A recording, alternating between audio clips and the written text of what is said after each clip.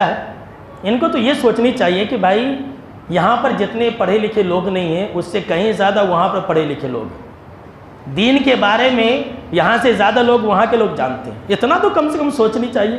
لیکن لوگ سوچتے نہیں، پتہ نہیں آل فور کتنا بک رہے ہیں کہ یہ جو ہے یہودیوں کی حکومت ہے اور پتہ نہیں کیا کیا ہے، واللہ عالم بولتے ہیں۔ تو دیکھیے مدینہ کے اندر جو ہے کوئی بھی کافر اور مشرک جا سکتا ہے حکومت کی پرمیشن سے، یہ لوگوں کو معلوم نہیں ہے۔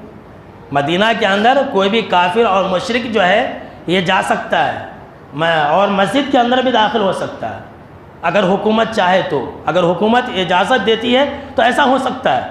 اور یہ تو خود آپ صلی اللہ تعالیٰ علیہ وسلم کے زمانے میں ہوتا تھا۔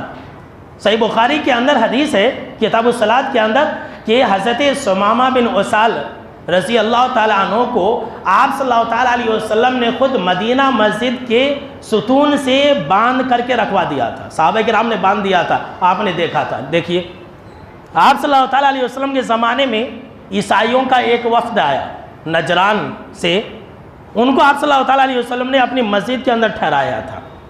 یہ بھی ہے آپ صلی اللہ تعالیٰ علیہ وسلم کے پاس جو ہے ایک ثقیف قبیلہ تھا، وہاں کی ایک جماعت آئی ملنے کے لیے، تو آپ نے ان کو اپنی مسجد میں ٹھہرایا تھا۔ مغیرہ بن شعبہ رضی اللہ تعالیٰ عنہ ایک صحابی رسول ہے، وہ اسلام لانے سے پہلے مسجد کے اندر داخل ہو گئے تو آپ صلی اللہ تعالیٰ علیہ وسلم نے کچھ بھی نہیں کہا۔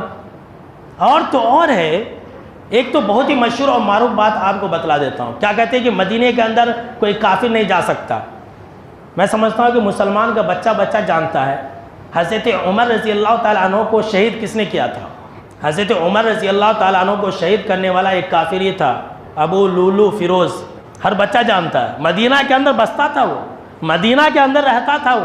اب وہ مدینہ کے اندر رہتا تھا تبھی تو اس نے حضرت عمر رضی اللہ تعالیٰ عنہ پر حملہ کر دیا۔ تو مدینہ کے اندر جو ہے کافر اگر داخل ہو گیا، غیر مسلم اگر داخل ہو گئے تو اس میں کوئی حرج کی بات نہیں ہے، کوئی گناہ بھی نہیں ہے۔ لوگ دیکھیں کیسے کیسے باتیں پھیلاتے ہیں۔ ہاں مکہ کے اندر جو حرم ہے تقریباً جو خانہ کعبہ ہے اس کے 22 کلومیٹر آس پاس، یعنی چاروں طرف سے 22 کلومیٹر سمجھ لیجئے، مکہ کے اندر کوئی داخل نہیں ہو سکتا، چاہے وہ حکومت کی پرمیشن سے ہو یا کسی طرح سے ہو۔ جو مکہ کا حرم ہے اس میں داخل نہیں ہو سکتا ہے۔ مدینہ بھی حرم ہے، آپ صلی اللہ تعالیٰ علیہ وسلم نے اسے بھی حرم کہا ہے، لیکن وہ مکہ کی طرح نہیں ہے۔ مدینہ کے اندر داخل ہو سکتا ہے حکومت کی پرمیشن سے، اگر حکومت چاہتی ہے اجازت دینا تو دے سکتی، اس میں کوئی عیب نہیں ہے۔ کہ آپ صلی اللہ تعالیٰ علیہ وسلم نے جو کہا تھا کہ حجاز کے اندر کسی غیر مسلم کو رہنے مت دو، تو وہاں مکہ اور مدینہ کے اندر جو حجاز جگہ ہے ہمیشہ کے لیے نہیں رہ سکتا ہے۔ اب مدینہ ہے، مدینہ کے اندر بھی ہمیشہ کے لیے کوئی غیر مسلم نہیں رہ سکتا۔ جی ہاں سن لیجیے، اب ہمیشہ جیسے گھر باندھ کر کے رہتے ہیں نا ویسا نہیں رہ سکتا، 2 دن کے لیے 3 دن کے لیے آ سکتا ہے جا سکتا ہے، اس میں کوئی عیب نہیں، یہ تو شریعت میں جائز ہے۔ حضرت عمر رضی اللہ تعالیٰ عنہ کے دور خلافت میں خود غیر مسلم آتے تھے، 3 دن رہتے تھے، حضرت عمر رضی اللہ تعالیٰ عنہ نے 3 دن کی اجازت دی تھی، تجارت کرنے کے لیے آتے تھے۔ حضرت عمر بن عبدالعزیز رحمۃ اللہ علیہ نے جو مسجد نبوی ہے اس کی تعمیر کی تھی تو عیسائیوں کو بلایا تھا اور انہوں نے مسجد کی تعمیر کی تھی۔ تو شروع زمانے سے آ رہا، اور تو اور جانتی ہیں امام ابو حنیفہ رحمۃ اللہ علیہ نے کہا کہ کوئی بھی غیر مسلم مکہ میں بھی جا سکتا ہے، یہ لیجیے۔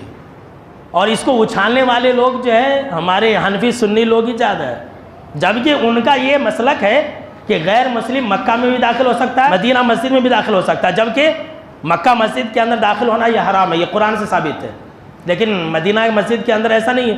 تو ان